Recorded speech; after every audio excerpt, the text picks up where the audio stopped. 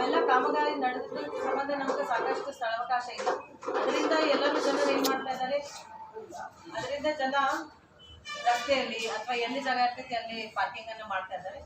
ಅದಕ್ಕೆ ಆದಷ್ಟು ನಾವು ಪಾರ್ಕಿಂಗ್ ಅನ್ನ ವ್ಯವಸ್ಥೆಯನ್ನು ಸರಿಯಾದ ನಿಟ್ಟಿನಲ್ಲಿ ಎಲ್ಲಿ ಕೆಲಸಗಳು ಕಂಪ್ಲೀಟ್ ಆಗಿದಾವ, ಸಣ್ಣ ಪುಟ್ಟ ಉಳಿದಿದ್ರೆ ಅದನ್ನ ಲೈಕ್ ಪೇವರ್ಸ್ ಅಂತ ಏನೋ ಜೋಡಿಸಿದ್ರೆ ಅಂತ ಏನೋ ಸಣ್ಣ ಪುಟ್ಟ ಉಳಿದಿದ್ರೆ ಅದು ಕಂಪ್ಲೀಟ್ ಆದಷ್ಟು ಬೇಗ ಕಂಪ್ಲೀಟ್ ಮಾಡಿ ಅಲ್ಲಿ ಅವರಿಗೆ ಸ್ಥಳಾವಕಾಶವನ್ನು ಕೊಡೋದಂತ.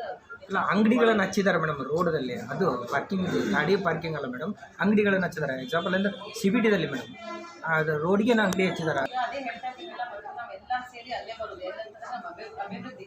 ಸೊ ರೋಡ್ ಆಗ್ಬೋದು ಅಥವಾ ಫ್ಲೈಓವರ್ಸ್ ಆಗ್ಬೋದು, ಸಾಕಷ್ಟು ಅಭಿವೃದ್ಧಿ ಕೆಲಸಗಳು ಆಗೋಟ್ನ ಜನಕ್ಕೇನು ವ್ಯಾಪಾರ ಆಗ್ಬೇಕಂತ ಹೇಳಿ ಅವರು ಜನ ಎಲ್ಲಿರ್ತಾರೋ, ಎಲ್ಲಿ ಜನ ಇರ್ತಾರ ಅಲ್ಲಿ ಬಂದು ಅಂಗಡಿಗಳನ್ನ ಹಚ್ತಾ ಇದ್ದಾರೆ.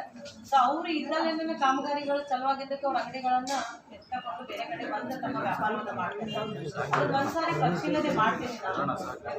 ಪರಿಶೀಲನೆ ಮಾಡಿ ಅವರಿಗೆಲ್ಲ ಸ್ಥಳಾವಕಾಶ ಕೊಡ್ಲಿಕ್ಕೆ ಸಾಧ್ಯ ಆಗ್ತದೆ. ಅಲ್ಲಿ ಆದಷ್ಟು ಅವರಿಗೆ ಸ್ಥಳಾವಕಾಶ ಕೊಟ್ಟು